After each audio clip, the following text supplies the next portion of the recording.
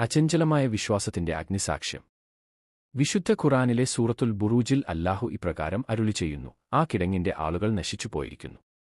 അജയിനും സ്തുത്യർഹനുമായ അല്ലാഹുവിൽ വിശ്വസിച്ചു എന്നത് മാത്രമായിരുന്നു അവർ ചെയ്ത കുറ്റം. ഈ ഖുർആനിക വചനങ്ങളുടെ പശ്ചാത്തലം വിവരിച്ചുകൊണ്ട് പ്രവാചകൻ മുഹമ്മദ് നബി തിരുമേനി തന്റെ അനുചരന്മാർക്ക് ഒരു ചരിത്രം പറഞ്ഞുകൊടുത്തു.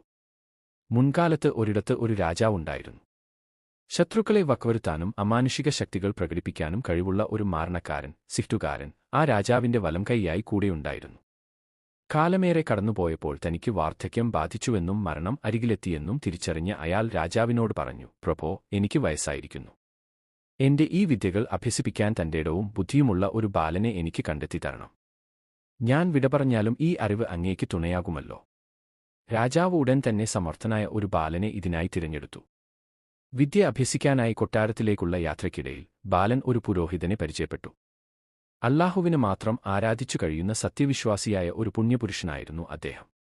കൊട്ടാരത്തിൽ മാരണക്കാരനിൽ നിന്ന് സിഹ്റ്റും വഴിമറ്റിയ പുരോഹിതനിൽ നിന്ന് ആത്മീയജ്ഞാനവും ആ ബാലൻ നുകരാൻ തുടങ്ങി. കൊട്ടാരത്തിലുള്ളവർ ഈ രഹസ്യം അറിഞ്ഞിരുന്നില്ല. രണ്ടു വിപരീത ചിന്തകൾക്കിടയിൽ ബാലന്റെ മനസ്സിൽ സംശയങ്ങൾ മുൾപൊട്ടി. പുരോഹിതൻ ഏകദൈവത്തെക്കുറിച്ച് പഠിപ്പിച്ചപ്പോൾ മാരണക്കാരൻ രാജാവാണ് ദൈവമെന്ന് വാദിച്ചു.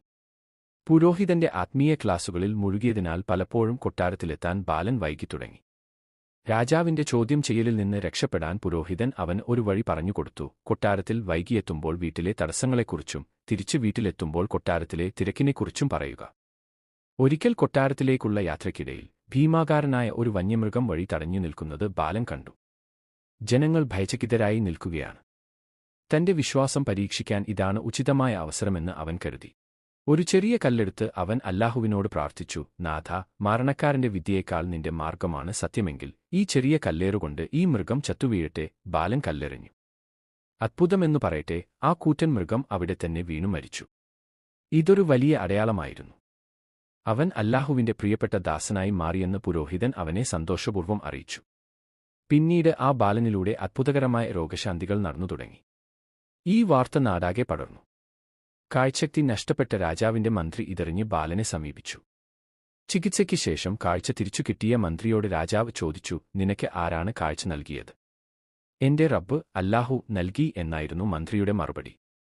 താനല്ലാതെ മറ്റൊരു ദൈവമോ എന്ന് കോപിച്ച രാജാവ് മന്ത്രിയെ ക്രൂരമായി പീഡിപ്പിച്ചു. പീഡനങ്ങൾ സഹിക്കവയ്യാതെ മന്ത്രി ബാലനെക്കുറിച്ച് വെളിപ്പെടുത്തി. രാജാവ് ബാലനെ വിളിപ്പിച്ചു വിശ്വാസം മാറ്റാൻ ആവശ്യപ്പെട്ടു. എന്നാൽ മരണം മുന്നിൽ കണ്ടിട്ടും അവൻ വഴങ്ങിയില്ല. ഒടുവിൽ രാജാവ് തന്റെ മന്ത്രിയെയും ആത്മീയ ഗുരുവായ പുരോഹിതനെയും ഈർച്ചവാൾ കൊണ്ട് നെടുകെ പിളർത്തി വധിച്ചു. ബാലനെ വധിക്കാൻ രാജാവ് പല മാർഗങ്ങളും നോക്കി. ആദ്യം സേവകരോട് അവനെ ഒരു മലമുകളിൽ കൊണ്ടുപോയി താഴേക്ക് തള്ളിയിടാൻ കൽപ്പിച്ചു. എന്നാൽ മലമുകളിൽ വെച്ച് ബാലൻ പ്രാർത്ഥിച്ചപ്പോൾ ഭൂമി കുലുങ്ങുകയും രാജാവിന്റെ ആളുകൾ താഴെ വീണു മരിക്കുകയും ചെയ്തു. പിന്നീട് കടലിന്റെ നടുവിൽ കൊണ്ടുപോയി മുക്കിക്കൊല്ലാൻ ശ്രമിച്ചപ്പോഴും കാറ്റും കോളുണ്ടായി കപ്പൽ തകർന്നു. ബാലൻ മാത്രം ഒരു മരപ്പലകയിൽ പിടിച്ച് സുരക്ഷിതനായി കൊട്ടാരത്തിൽ തിരിച്ചെത്തി. ഒടുവിൽ ബാലൻ രാജാവിനോട് പറഞ്ഞു: രാജാവേ, എന്നെ വധിക്കാൻ അങ്ങേക്ക് കഴിയില്ല. എന്നാൽ ഒരു മാർഗമുണ്ട്.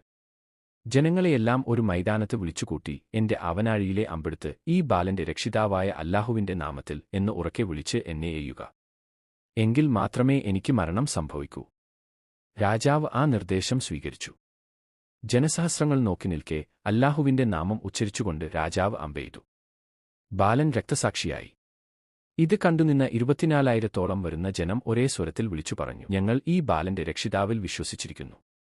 രാജാവിന്റെ തന്ത്രങ്ങളെല്ലാം പാളിപ്പോയി.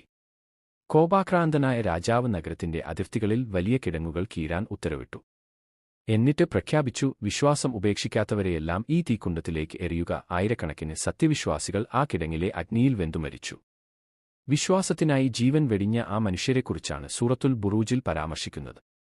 ഖുർആൻ ചുരുക്കത്തിൽ പറഞ്ഞ ഈ ചരിത്രം പ്രവാചകൻ തന്റെ ശിഷ്യന്മാർക്ക് വിശദമായി വിവരിച്ചു നൽകുകയായിരുന്നു. ഈ ചരിത്രം നിങ്ങൾക്ക് പ്രയോജനപ്പെട്ടുവെങ്കിൽ വീഡിയോ ലൈക്ക് ചെയ്യാനും ചാനൽ സബ്സ്ക്രൈബ് ചെയ്യാനും മറക്കരുത്. നന്ദി.